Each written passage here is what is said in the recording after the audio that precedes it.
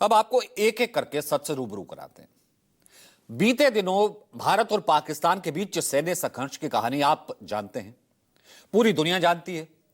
लेकिन अब उस जंग के बहाने चीन एक नए तरीके से शातिराना चाल को अंजाम देने की फिराक में है। इसे समझने के लिए सबसे पहले आपको यह तस्वीर देखनी पड़ेगी। यह तस्वीर चीन, पाकिस्तान और अफगानिस्तान के विदेश मंत्रियों की है।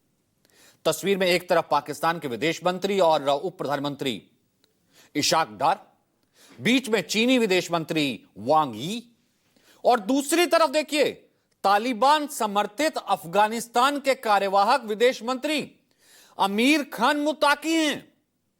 तीनों कल 21 मई को चीन की राजधानी बीजिंग में थे।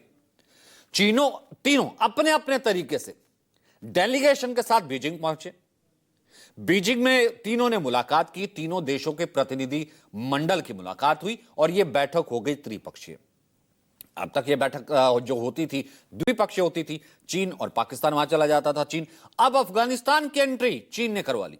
वैसे तो इस बैठक में पाकिस्तान के नेताओं के साथ अफगानिस्तान के नेताओं का होना अपने आप में ही बहुत बड़ी खबर है, लेकिन उससे भी बड़ी बात यह है कि इस बैठक में सीपैक यानी चाइना पाकिस्तान इकोनॉमिक कॉरिडोर पर भी चर्चा हुई।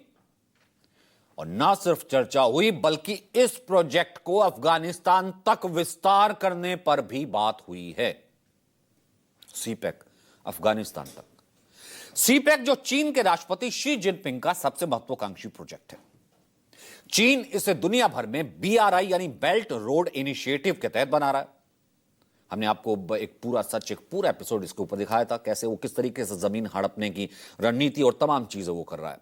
सीपैक पाकिस्तान में चीन के इसी अभियान का हिस्सा सीपैक है। सीपैक चीन के शिनजियांग शहर से शुरू होकर, ये आप नक्शे से देखिए, शिनजियांग शहर से शुरू होकर गिलगित बाल्टिस्तान होते हुए इस्लामाबाद, कराची के बाद ग्वादर तक आता है। आप समझ सकते हैं कि पाकिस्तान के बलूचिस्तान में जहां पर पहले से संघर्ष चल रहा है, वहां ग्वादर पोर्ट है, वो चीन के हवाले कर दिया और चीन का शिनजियांग पूरा जुड़ जाएगा। यानी इस तरफ भी चीन, उस तरफ भी चीन। सीपैक पाकिस्तान के कब्जे वाले गिलगित बाल्टिस्तान इलाके से भी गुजरता है। अब इस पर भारत का दावा है। भारत का मानना है कि सीपैक के जरिए चीन विस्तारवाद की नीति पर चल रहा है, क्योंकि इसके जरिए चीन की सीधी पहुंच, यह अरब सागर आप देख रहे हैं, सामरिक दृष्टिकोण से सबसे अहम माने जाने वाले अरब सागर तक आ जाएगी। सीपैक के तहत तो चीन सड़क, बंदरगाह, रेलवे, ऊर्जा प्रोजेक्ट सब पर काम कर रहा है। माना जाता है कि करीब 16,000 किलोमीटर का रास्ता है, लेकिन सीपैक से यह दूरी घट जाएगी, 5,000 किलोमीटर रह जाएगी। इस प्रोजेक्ट की शुरुआत 2013 में हुई थी, जिसकी लागत $60 बिलियन, करीब 5 लाख करोड़ रुपए आंकी गई। अब इस इकोनॉमिक कॉरिडोर के जरिए चीन अरब सागर और हिंद महासागर में पैठ बनाना चाहता है। लेकिन अब चीन की बदनीति यहीं तक नहीं थमती। वो ऐसा तो कर नहीं रहा कि पाकिस्तान के विकास के लिए काम कर रहा है। पाकिस्तान के बाद ड्रैगन चीन अब उसके पड़ोसी, ये दूसरा किरदार हमने आपको बताया कि ये देखिए, ये सच देखिए अफगानिस्तान को अब कैसे फंसाया। अफगानिस्तान को आर्थिक प्रलोभन देकर अपने झांसे में वो लेने की कोशिश में और लगभग ले आया है, क्योंकि पहलगाम आतंकी हमले के बाद भारत पाकिस्तान संघर्ष बढ़ा। क्षेत्रीय तनाव के बीच चीन ने अफगानिस्तान को भी अपने कथित डेवलपमेंट प्रोजेक्ट में फंसा लिया। बीजिंग में बैठक हुई, तस्वीर हमने आपको दिखाई है। चीन, पाकिस्तान, अफगानिस्तान ने मिलकर सीपैक को, चीन का प्रपोजल था, अफगानिस्तान को मना लिया कि सीपैक को काबुल तक हम विस्तार करेंगे। यानी चीन अब अपने BRI प्रोजेक्ट को अफगानिस्तान में भी विस्तार देगा, एंट्री करेगा अफगानिस्तान में। ये देखिए मैप, ये सीपैक है सारा। चीन के प्रस्ताव के मुताबिक सीपैक के तहत पाकिस्तान के पेशावर से अफगानिस्तान के काबुल तक, ये पेशावर, ये काबुल, एक मोटरवे बनाया जाना है। अब इसका दूसरा पहलू यह है कि पाकिस्तान का पेशावर और गिलगित बाल्टिस्तान के बीच की दूरी बेहद कम हो जाएगी, मोटरवे बन जाएगा। आशंका यह जताई जा रही है कि बाद में अपनी जरूरत के मुताबिक चीन सीपैक के जरिए ही पेशावर को गिलगित बाल्टिस्तान से कनेक्ट कर उसे अपने शहर शिनजियांग से जोड़ सकता है। चाल अब समझ में आई। इसे कुछ ऐसे भी समझ सकते हैं कि बात होगी तो सिर्फ POK पर होगी, जो कि पाकिस्तान के कब्जे में है, और वहां पर चीन का इंटरेस्ट है, POK में चल रहा है। सीपैक अगर बाय चांस ऐसा कुछ होता है, ये प्लान B के लिए अफगानिस्तान को ले आया कि रास्ता दूसरा अपना लूंगा, वाया काबुल चला जाऊंगा। चीन ने अफगानिस्तान को पहली बार दिसंबर 2017 में सीपैक से जुड़ने का प्रस्ताव दिया था। लेकिन तब से अब तक अफगानिस्तान में बहुत कुछ बदला है। अफगानिस्तान में अब तालिबान समर्थित सरकार है, जो अब चीन के इस प्रस्ताव पर सहमत है, और तीनों देशों के विदेश मंत्रियों की मौजूदगी, हाथ का मिलाना, ये वार्ता करना, यह साफ बताता है। पाकिस्तानी विदेश मंत्रालय के मुताबिक तीनों देशों के विदेश मंत्रियों की 6वीं त्रिपक्षीय बैठक, ट्राइलैटरल 6वीं होनी है, अब होगी अफगानिस्तान की राजधानी काबुल में। यह पाकिस्तान अनाउंस कर रहा है। अब साफ है, चीन पाकिस्तान के बाद अब अफगानिस्तान को भी वो अपने निवेश के जाल में फंसाना चाहता है, फंसा रहा है। चीन पाकिस्तान की मदद के लिए पूरा नेक्सस जिसे कहते हैं वो तैयार कर रहा है। अब सवाल यह है कि चीन अफगानिस्तान पर डोरे क्यों डाल रहा है? अब इसका जवाब है अफगानिस्तान और भारत के बीच बेहतर संबंध। अभी आपने देखा ना क्या हुआ था, कैसे अफगानिस्तान देखा था कि हमारी जमीन का इस्तेमाल नहीं हुआ, हम इस हमले का विरोध करते हैं। दरअसल अफगानिस्तान ऐतिहासिक रूप से भारत के बहुत करीबी रहा है। अफगानिस्तान में भारत के बहुत सारे डेवलपमेंट प्रोजेक्ट हमेशा से चलते रहे हैं। अफगानिस्तान में सड़क निर्माण का काम हो, पावर प्लांट्स हो, ग्रामीण विकास हो, भारत का निवेश, शिक्षा, तमाम चीजें जो है वो चलती रही हैं। इंफ्रास्ट्रक्चर हो, बांध बनाना हो, अफगानिस्तान में संसद भवन के निर्माण में भी भारत का निवेश है। भारत ने बनवा करके दिया था, अफगानिस्तान ने उसका थैंक यू कहा था। इसके अलावा भारत ने अफगानिस्तान में शहतूत और सलमा डैम जैसे प्रोजेक्ट को वित्तीय और तकनीकी मदद दी है। यह प्रोजेक्ट काबुल नदी पर है और पाकिस्तानी जल आपूर्ति को बहुत प्रभावित भी कर सकते हैं। काबुल नदी पर शहतूत डैम एक हाइड्रो पावर सिंचाई प्रोजेक्ट है, बिजली बनती है, अफगानिस्तान उसे लेता है। मतलब सब जो भले के काम है वो निवेश भी है और भारत करता भी रहा है। शहतूत डैम के लिए अफगानिस्तान को भारत $236 मिलियन की सहायता दे रहा है। वही एक और प्रोजेक्ट है कुनार डैम, कुनार नदी पर बना है। अफगानिस्तान की उसमें भी भारत मदद कर रहा है। एक आकलन के मुताबिक मोटे मोटे तौर पर लगाए तो भारत ने अफगानिस्तान के विकास प्रोजेक्ट में सबसे ज्यादा निवेश किया। अफगानिस्तान में भारत का यह निवेश तकरीबन $3 अरब से ज्यादा का है। इतना ही नहीं, बीते 16 मई को ही विदेश मंत्री एस जयशंकर ने अफगानिस्तान के कार्यवाहक विदेश मंत्री मुताकी, जिसकी तस्वीर हमने आपको दिखाई, उनसे फोन पर बात की थी। अगस्त 2021 में तालिबान के सत्ता पर कब्जा करने के बाद से नई दिल्ली और काबुल के बीच पहले उच्च स्तरीय वो संपर्क था। अफगानिस्तान पहले ही यह घोषणा भी कर चुका है कि अपनी जमीन का इस्तेमाल पाकिस्तान को भारत के खिलाफ वो नहीं करने देगा। इसलिए देखिए चीन की एंट्री होती है बैकडोर से। इसके अलावा बागाराम एयरबेस के ऑपरेशन के लिए भी भारत अफगानिस्तान से बात कर रहा है।